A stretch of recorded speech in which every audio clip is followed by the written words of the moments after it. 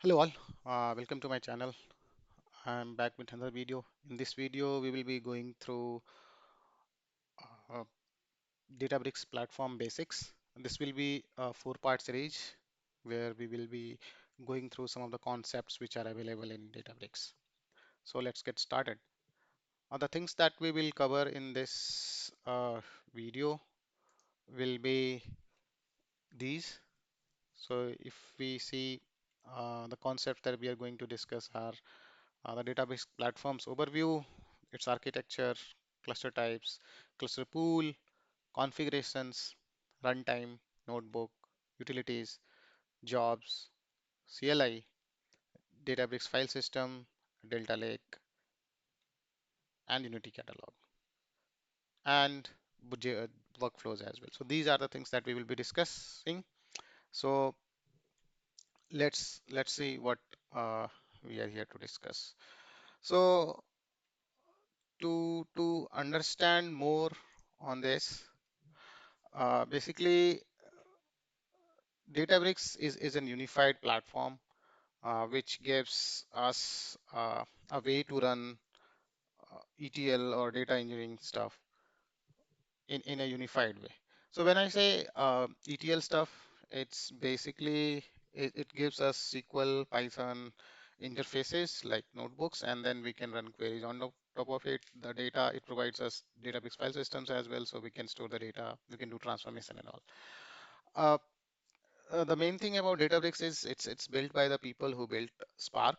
So the company is centered around Spark. Its main offering is Spark, and it builds products on top of Spark itself. So that is what Databricks is. And architecture-wise, we have two different kinds of what you call segments. I will not say segments, but the architecture-wise, it is separated between control plane and a data plane.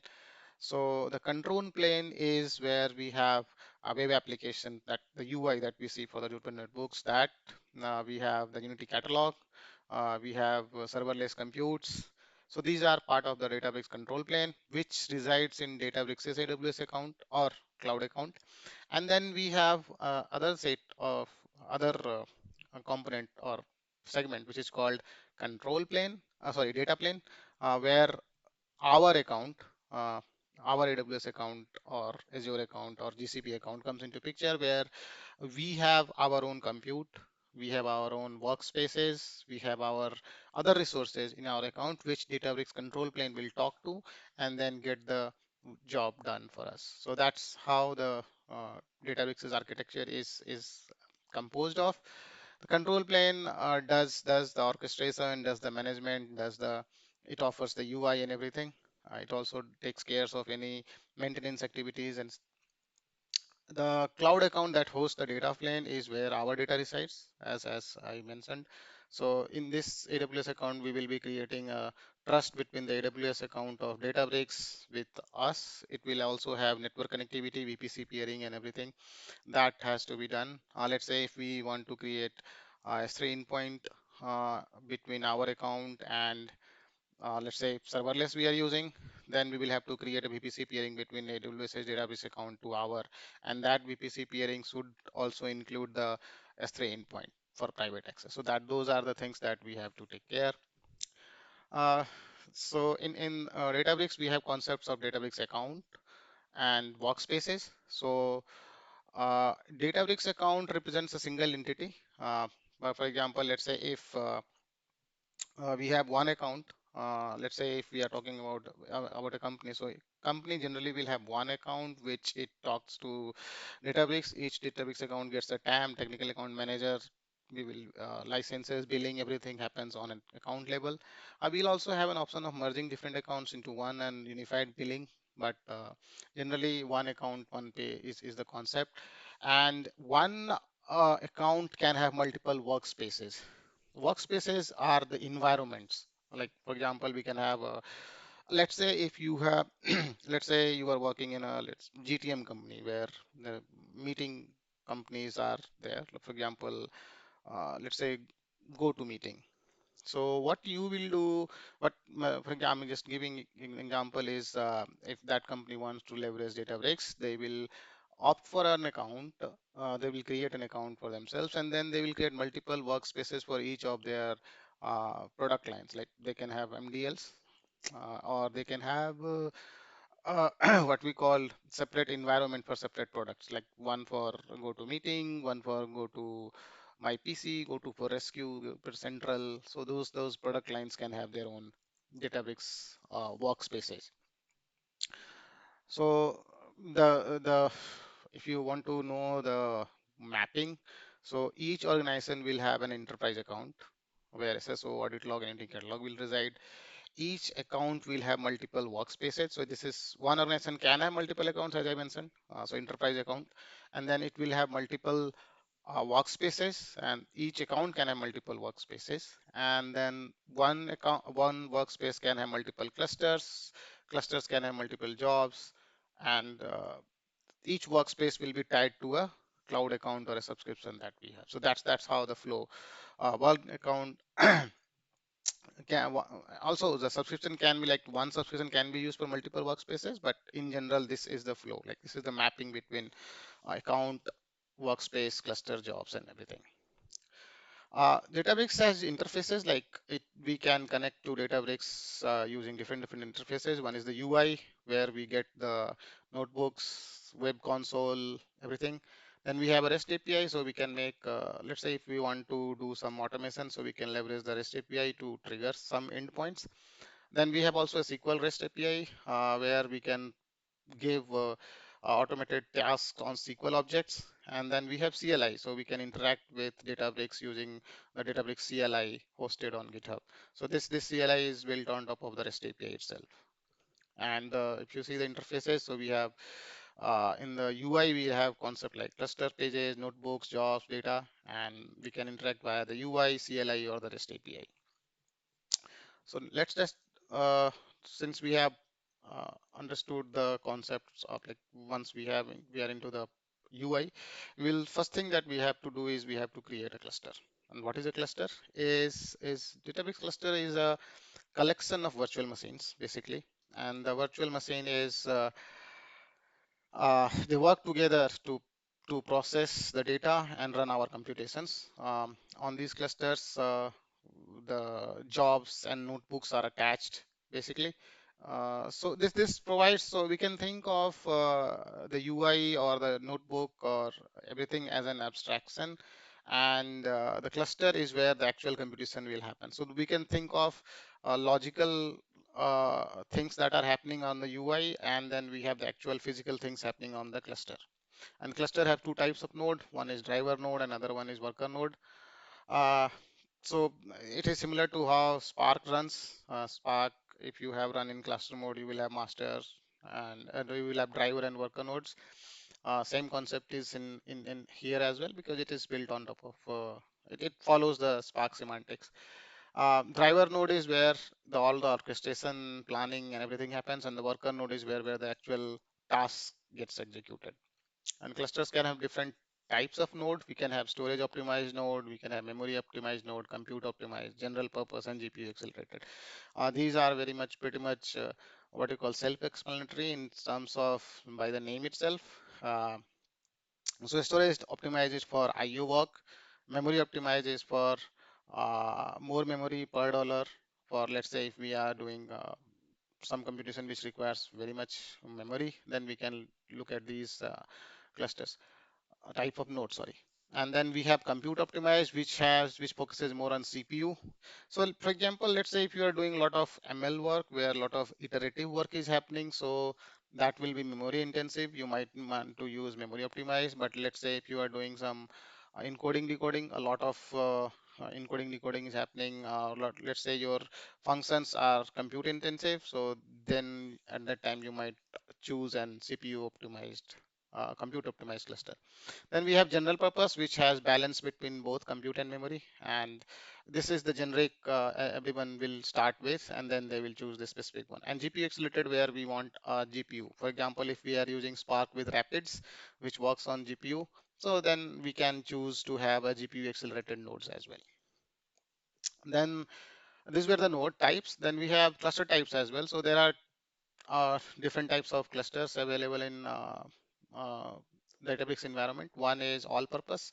So this is like the nodes we had general purpose nodes. Similarly, we can call all purpose clusters as general purpose clusters, which gives us on-demand computing, interactive notebooks, and then we can connect it with UI, CLI, and REST APIs. And we have jobs clusters as well, which are created only for running jobs. We can't attach notebook to that, or we can't do an interactive things. So what happens is all purpose will be, so this is the difference, like all purpose is created manually, it remains after the job is finishes, and so suitable for interactive workloads, can be shared among multiple users, and it is cost prohibitive. But when it comes of job cluster, they are created by jobs. When we define a job, it will create a job cluster for us. It will terminate at the end of the job. It is suitable for automated workloads and cannot be shared among multiple users. It will only map to one particular job because that's where it is supposed to run. And it is very cost effective because it does not have all the binaries or all the other things that are needed for all purpose cluster. For example, because we are knowing that okay, we won't be running, let's say when we spin up this cluster, we know that we won't be running uh, notebooks on top of it, or let's say some other Python installations, we won't be doing it. So it simply spins up very fast, does the job, and then goes down. So that's what the job cluster does. Then we have serverless SQL warehouses where it is we don't have to worry about the cluster. We just simply can execute our SQLs, and it will, based on the SQL's requirement, it will create the resources and then return the response. Then we have classical SQL warehouses, which are not serverless, but kind of an environment where we can pre-provision compute that is used for running SQL queries. So that's another option. Then, as when I wrote this blog or when I created this video, at that time vector search types of cluster was in preview. I think now it is in public mode, GA. So this vector search is for storing uh, embeddings that we have. So in terms of GenAI, or let's say RAG-based systems, we do store embeddings. So this is a cluster which is optimized for doing that. Then we have concept of instance pools. So instance pools are reserved capacity that are pre-provisioned and then remain idle, and they are ready to use instances. And let's say if we have a workload where we want to do the job as soon as the job is submitted. So what we will do is we will simply go ahead and submit our job and wait for the cluster to come up, wait for the nodes to come up. But if we have instance pools, we can attach those and that they will be ready to serve the request very fast. And this will help us reduce in the startup time. Or if let's say if we have auto scaling, that also will happen very fast with these instance pool. Uh, so now coming to cluster access mode. So we have different access modes in Databricks cluster. We have single user. So we only will one single user will be able to use that cluster. Then we have shared. Shared is where multiple users will be able to use the same cluster. Then we have no isolation shared, which is similar to shared, but the utilizes compute with no user isolation. So essentially all users share the same pool compute infrastructure. And then we have custom, which allows granular specification of users and group. So we can decide of which user, which group can have access and what kind of access they can have. So that is the custom access modes. Database runtime. So runtime is nothing but the version of Spark or version of other binaries that will come up with the cluster. So based on Database publishes a list of resources which are available on a particular runtime version. So each time when we create a cluster, we have to choose the runtime, and that version will get updated automatically, patched up automatically, and everything. And yeah, so each of the runtime will have a Delta Lake. It will have installed Java, Scala, Python, R libraries. It will have I have seen it runs on Ubuntu system, but it can change in future. It depends on what they want to use. This is just for purposes. Let's say if you are running any init script or any clusters in a specific installation script, just be aware that you have to write the bash which works on Ubuntu system. Or let's say, for example, instead of using app, for example, if it is a rail-based system, you would have used yum install. But if it is, let's say, Ubuntu, you will do apt-get or something else. So that's where it is necessary to know what kind of system it is running on. Then it will also have GPU libraries if we have GPU enabled clusters. And it will have database services that integrate with other components like notebooks or jobs or cluster management. Everything will be there. So that's what a runtime basically means. It also has a Spark version, like which Spark version is coming with that. Cluster configuration and policies. So we have four different policies that we can put and we can create. Uh, so cluster policies, for example, let's say we can say unrestricted. So no, there will be no limitation. We have personal compute, like single node for individuals. Then we have shared, where multi-node with some rules will be there. Then you have power user, so like it will have permission beyond standard and shared. And then legacy shared compute, which is outdated policy without any strict isolation. It has been removed now. So these are the cluster configuration policies that we can use. And then we have cluster pool. So cluster pool is again is similar to instance pool. It is a pre-initialized uh, managed cache of VM instances that reduce the cluster startup and auto scaling times. So instead of provisioning and waiting for the resources, it will be available at the time itself. So yeah. So I want to keep this video short, hence we will be discussing the other components of Databricks in the next video. Till that time, uh, have a nice day and enjoy your learning.